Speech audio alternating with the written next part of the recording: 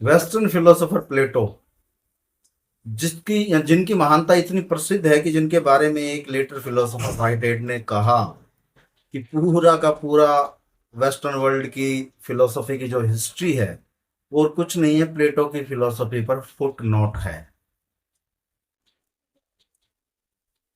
प्लेटो अपने फिलोसफी को, अपनी आइडियलिज्म को बताने के लिए एक स्टोरी दे, एक एक कथनांक कहते हैं, जिसे बोला जाता है केव एलिगोरी। और केव एलिगोरी यानी गुफा वृतांत। गुफा वृतांत में प्लेटो बताते हैं कि सपोज करो कि आपको एक गुफा में बांध दिया गया है, आपका फेस जो है वो गुफा की जो दीवार है उसकी तरफ, मतलब मुख की तरफ आपकी पीठ है, गुफा के मुंह की तरफ आपकी पीठ है, फेस दूसरी तरफ है, और पीठ की साइड आग जली हुई है जिससे लाइट हो रही है, और लाइट से जो बाहर गुजरने वाले लोग हैं उनकी जो परछाई है वो सामने वाली दीवार पर पड़ रही है। जिस तरफ आपकी गर्दन बांधी हुई है, आपकी गर्दन इस तरह से सेट कर दी गई है कि ना वो इधर जा सकती ना इधर जा सकती, 1 सेंटीमीटर भी इधर उधर नहीं हो सकते, और आपको इस पोजीशन में लगातार 50 साल बांधे रखा जाए, 40-50 साल आपको बांधे रखा जाए, 40-50 साल के बाद आपको खोला जाए। 40-50 साल आपने सिर्फ और सिर्फ वो परछाइयां ही देखी, गुफा की जो दीवार है उस पर परछाइयां घूमती हुई देखी, और फिर आपको खोला जाए और जब बाहर जाओगे तो आप जब रियल लोग देखोगे तो आपको रियल कौन से लगेंगे? वो जो आप देखोगे वो, या जो पहले आप देखते आए हो? ऑब्वियसली जो आप पहले देखते आए हो, तो क्योंकि आप उसके आदी हो, आप उसे ही रियल मानने लगे हो। प्लेटो कहता है कि ये जो वर्ल्ड आप देख रहे हो, आप इसे रियल माने हुए हो, ये रियल वर्ल्ड नहीं है, आप इसे देखते आए हो इसलिए आपको लगता है कि ये रियल। फिजिक्स में एक एक्सपेरिमेंट हुआ था जिसे डबल स्लिट एक्सपेरिमेंट के नाम से जाना जाता है। इस एक्सपेरिमेंट से ये चीज निकल कर आई थी कि जो लाइट है वो पार्टिकल है या वेव है, ये कंफ्यूजन है, वो दोनों तरह से व्यवहार करता है। अगर लाइट को डिटेक्ट किया जाए, देखा जाए, तो पार्टिकल की तरह से व्यवहार करती है, और अगर लाइट को न देखा जाए, न ऑब्जर्व किया जाए, न डिटेक्ट किया जाए, तो वो वेव की तरह से व्यवहार करती है। यानी कि अगर आप लाइट को देख रहे हो तो वो अलग तरह से व्यवहार करेगी, और नहीं देख रहे हो तो वो अलग तरह से व्यवहार करेगी। यानी लाइट ये देख रही है कि आप उसे देख रहे हो या नहीं देख रहे हो, ऐसा नहीं है। क्वांटम फिजिक्स में ये माना गया है, हालांकि आइंस्टाइन ने भी ये माना था कि भी लाइट जो है वो वेव और पार्टिकल दोनों है, और क्वांटम फिजिक्स में तो ये माना ही जाता है कि ना सिर्फ लाइट बल्कि प्रत्येक पार्टिकल, वेव और पार्टिकल दोनों ही तरह से व्यवहार करता है। 1783 में जर्मन फिलोसोफर इमैनुअल कांट ने अपनी पुस्तक क्रिटिक ऑफ प्योर रीजन में ये स्पष्ट रूप से बताया है कि स्पेस और टाइम एग्जिस्ट नहीं करते रियल वर्ल्ड में। स्पेस और टाइम केवल और केवल हमें हमारी बुद्धि में गिवन है, दिए गए, उनका कोई अस्तित्व है नहीं बाह्य जगत, बाहर के वर्ल्ड में। यानी समय जो है वो बाहर वर्ल्ड में है ही नहीं। अब ये जो एक्सपेरिमेंट हुआ था डबल स्लिट, इसने भी यही प्रूव किया कि बाह्य जगत में कुछ नहीं है, टाइम है ना स्पेस है, और टाइम जो है वो हमारे देखे जाने पे डिपेंड कर रहा है कि वो है, अदरवाइज वो है नहीं। इसको सिंपली भी समझा जा सकता है। सिंपल सा एग्जांपल, हम टाइम को मानते क्या है? Past present future. लेकिन क्या वास्तव में पास्ट प्रेजेंट फ्यूचर एग्जिस्ट कर रहे हैं? अगर कर रहे हैं तो सबके लिए किए जाने चाहिए। लेकिन सपोज आप और आपका दोस्त किसी गंतव्य स्थान पर जा रहे हैं, और वहां पे आप पैदल पहुंच रहे हैं और आपका दोस्त बाइक यूज करके जा रहा है, और गंतव्य स्थान 5 किलोमीटर दूर है।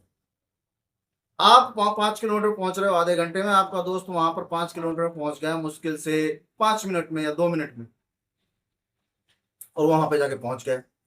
अब जो काम आप दोनों को वहां करना है वो आपसे पहले कर चुका है। तो जो आप वहां पहुंचने वाले हो, जो जब आप दोनों ने स्टार्ट किया था तो आप प्रेजेंट में थे, और आपका दोस्त आपसे पहले पहुंच के, वो उसका प्रेजेंट होगा जो आपका फ्यूचर है। और जब आप वहां पहुंचोगे और वो काम करना शुरू करोगे जो वो कर चुका है, तो उसका वो पास्ट हो जाएगा जो आपका प्रेजेंट हो जाएगा। तो पास्ट प्रेजेंट फ्यूचर तो रियली एग्जिस्ट करते ही नहीं, वो तो रिलेटिव है। यही तो आइंस्टाइन ने बताया था। ये रियल वर्ल्ड में भी प्रूव होता है। हम लोगों के पास प्रेजेंट फ्यूचर डिपेंड कर रहे हैं, हम सबकी एक एक दूसरे की मोशन पे, गति पे, हमारी क्रिया पे, हम कितने फास्ट हैं कितने तेज हैं, इस पे डिपेंड कर रहा है हमारा पास्ट प्रेजेंट फ्यूचर। और ये जो गति है जब एक्सट्रीम लेवल पे आती है, लाइट की स्पीड पे आती है, तो टाइम स्टॉप हो जाता है। दर्शन को, जितने भी दार्शनिक हैं, फिलोसोफर्स हैं, उनको इस इश्यू को समझने की बहुत ज्यादा आवश्यकता है। बहुत सी प्रॉब्लम्स जो टाइम को नहीं समझने के कारण फिलोसॉफी में क्रिएट हो रही। अब इतनी ही नहीं है, हमारा डीएनए जो है उसको जितना मतलब डिस्क्लोज किया जा रहा है, उसको जितना उसके सीक्रेट डिस्कवर किए जा रहे हैं, ये निकल के आ रहा है कि हमारे डीएनए बाकायदा एक मैथमेटिकल कोड पे डिपेंड कर रहा है। एक मैथमेटिकल कोड है उसमें, डीएनए जो हमारे डीएनए का जो क्रम है उसमें, और वो मैथमेटिकल कोड बिल्कुल फिक्स है, वहां पे कोई इधर उधर जाने की जरूरत नहीं। कुछ कोड खोजे गए हैं, कुछ खोजे जा रहे हैं, मतलब ये साइंटिस्टों ने ये पा लिया है, खोज लिया है कि ये मैथमेटिकल कोड पे डिपेंड करता है हमारा पूरा डीएनए का जो प्रक्रिया है वो सारी के साथ।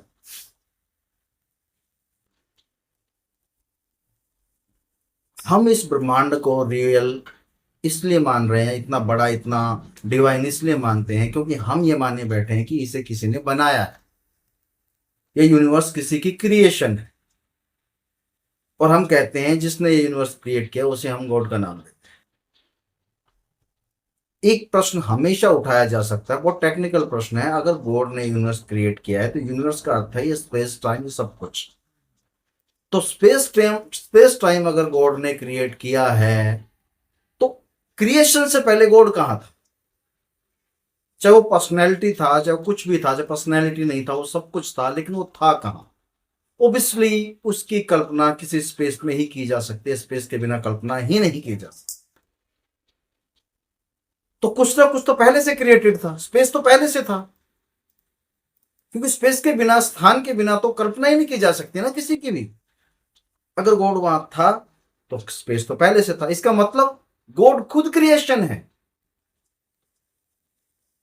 बेशक उसने क्रिएट किया बाद में, that is a different thing. But ultimate thing जो है वो ऑटोमेटिकली है, जो भी वो क्रिएट, तो क्रिएटेड नहीं है, वो reality, and that is space. हम चीजों को इसलिए नहीं समझ पाते हैं। महात्मा बुद्ध का एक घटना आती है कि एक बार महात्मा बुद्ध जब वो प्रैक्टिस में थे अपने ज्ञान की खोज के, तो वो किसी से चर्चा कर रहे थे, तभी उनके कंधे पे या हाथ पे मक्खी आके बैठे, उन्होंने वो मक्खी उड़ाई, और जब उन्होंने वो मक्खी उड़ाई तो रुके उड़ाते, और उससे चर्चा बंद की और बोले रुको। उन्होंने फिर से वो मक्खी उड़ाने का इशारा किया और फिर बोला अब बोलो। बोले ये क्या किया? बोले जो करना है होश में करना है। मक्खी मैंने, ध्यान मेरा तुम्हारी तरफ था, मक्खी मैंने उड़ा, मैंने फिर से वो रिपीट किया था कि ध्यान मेरा रहे जो मैं कर रहा हूं उस प्रत्येक चीज की तरफ। हम क्यों प्रॉब्लम में हैं, ये सारे शास्त्र बताते हैं, गीता उपनिषद सब ये बताते हैं। हम आसक्ति में, हम कभी चीज को उस दृष्टि से देखते ही नहीं जैसी वो है, इसलिए हम सोचते हैं कि वो रियल। उदाहरण के रूप में आप अपने घर में रोजाना एक पुरुष को देखते हो जो सुबह नहा धो के काम पे जाता है, आप उसे बाप कहते हो या पिता कहते हो, सॉरी पिता कहते हो, फादर कहते हो, आपने फादर ही समझ लिया। क्या आपने कभी किसी स्त्री पुरुष जीव को इस दृष्टि से देखा कि वो हार्ड मास का पुतला है? रियलिटी क्या है? रियलिटी तो वही है कि वो वास्तव में हार्ड मास का पुतला ही है। रिलेशन तो आपने बनाया इस जगत में आने के बाद। जिस दिन कभी तो गौर करके देख के, आपके आसपास के जितने भी लोगों को कभी गौर करके देखो कि ये हार्ड मास के पुतले हैं, सिर्फ इसी दृष्टि से देखो, आपको बड़ा वियर्ड लगने लगेंगे वो सब। आपको एकदम से अलर्टनेस महसूस होगा, अरे ये क्या है, आपको सब अजीब सा लगेगा। वो रियलिटी है जिसे हम भुलाए बैठे, हम फंसे हुए हैं हमारे इमोशंस में, हमारे संवेदनाओं में, और उन्हीं को हम वास्तविकता समझे बैठे। प्लेटो का गुफा वृत्तांत यही बात है, कांट का स्पेस टाइम यही बात है, जो कंसेप्ट है उसका स्पेस टाइम की, वो हमारे अंदर है। इसे ऐसे समझ सकते हैं, सपोज कुछ भी नहीं है दुनिया में, कुछ भी नहीं, हम हैं ही नहीं, तब भी कुछ ना कुछ तो है ना। और जब वो कुछ ना कुछ है तो वहां पे टाइम है या नहीं है, स्पेस है या नहीं, क्या फर्क पड़ रहा है? कोई अंतर आ रहा है क्या? अरे भाई, इस स्पेस टाइम में घटनाओं में गणना करने का काम तो हम कर रहे हैं। हम घड़ी देख के चेक कर रहे हैं कि कौन सा टाइम हुआ, कितना टाइम बचा है, कितना टाइम बीत गया है।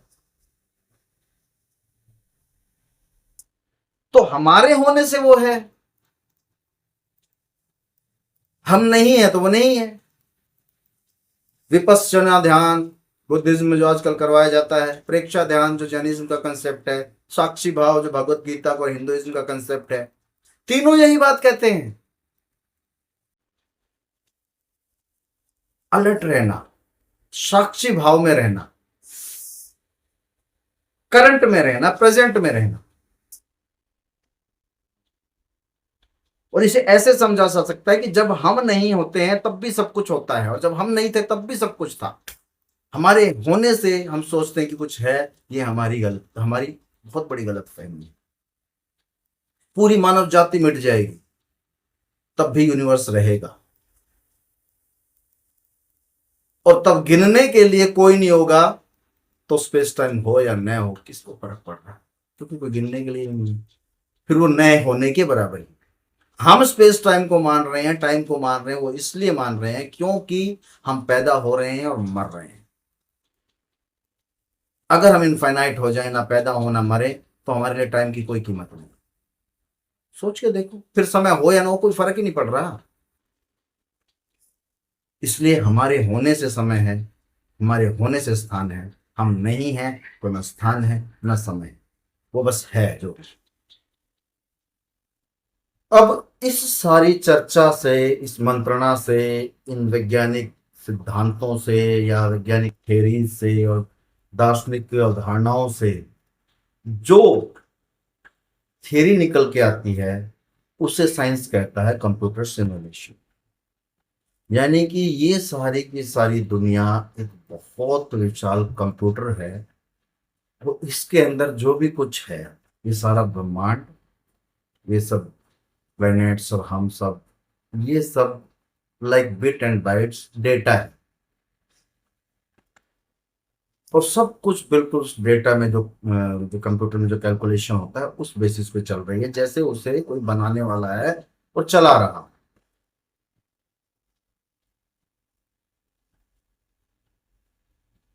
शंकराचार्य अपने अद्वैत वेदांत में कहते हैं कि ये रियलिटी नहीं, ये जगत माया। यहाँ पे जो कुछ हो रहा है वो सब भ्रम है।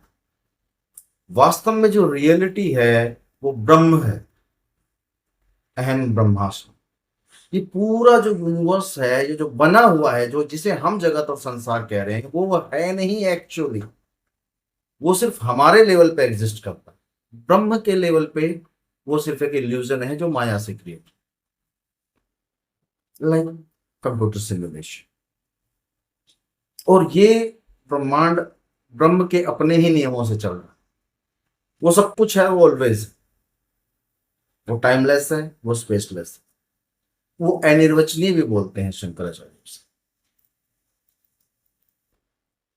और जो यूनिक डेफिनेशन दी जा सकती है ब्रह्म की, वो ये है कि it is a universal consciousness which is projected in this world through the human race और थ्रू द क्रिएचर्स।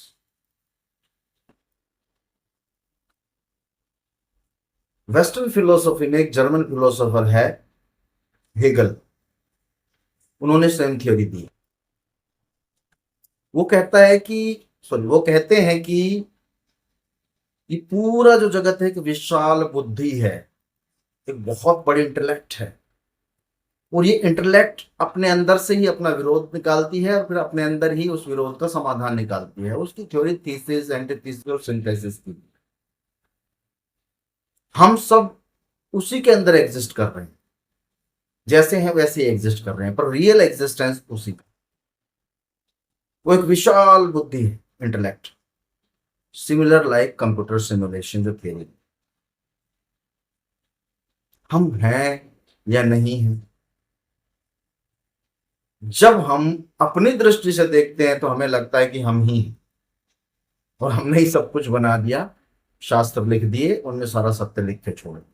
लेकिन एक बार दृष्टि वाइड होगी, एक बार कुएं का मेंढक निकल के समंदर में जाएगा तो उसे पता लगेगा मैं तो कुछ भी नहीं जानता था, कुछ भी नहीं, कुआं तो कोई मायने नहीं रखता समंदर के सामने। तब हमें पता लगता है कि कितना विशाल है। मानव बुद्धि एक बार इस पृथ्वी से बाहर निकलकर ब्रह्मांड की तरफ नजर डाले और ब्रह्मांड को समझने की कोशिश करे, इतना समझा गया है वो कुछ भी नहीं है, फिर भी वो इतना विशाल लगेगा कि हम भूल जाएंगे कि हम जो जानते हैं वो कुछ ज्ञान नाम की चीज हो। हम भूल जाएंगे कि ये शास्त्र वगैरह जो भी कुछ पढ़ाया जा रहा है, ये रिलीजन्स, मजहब पंथों के द्वारा जो बताया जा रहा है, ये कोई मायने भी रखता और रखता है तो भी अंडर द यूनिवर्स रखता है, अंडर द क्रिएशन रखता है। अगर कोई हमें बनाने वाला है तो वो पहले से नहीं है, वो भी बाद में ही आया है। शंकराचार्य ने भी ईश्वर का अस्तित्व माया से बताया, ईश्वर की उत्पत्ति माया से बताई। सब कुछ ब्रह्म है और ईश्वर ब्रह्म से अलग नहीं होते हुए भी अलग है, क्योंकि वो माया से उत्पन्न होता है और जगत भी माया से ही उत्पन्न होता है, फिर ईश्वर सृष्टि करता है। It is like there are aliens somewhere else in this universe who are creating our world, our संसार, like we have created the computer.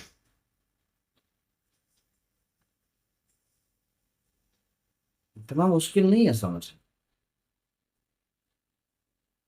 दुनिया, ब्रह्मांड बहुत सिंपल सिद्धांतों से समझा जा सकता है, हमने उन्हें क्लिष्ट कर रखा है। हमारे शास्त्रों, हमारी पवित्र किताबों या मजहबी किताबों ने जो लिख लिख के दे दिया उसे जिद पकड़ के हम पकड़े बैठे हैं। हमें लगता है कि ये सब,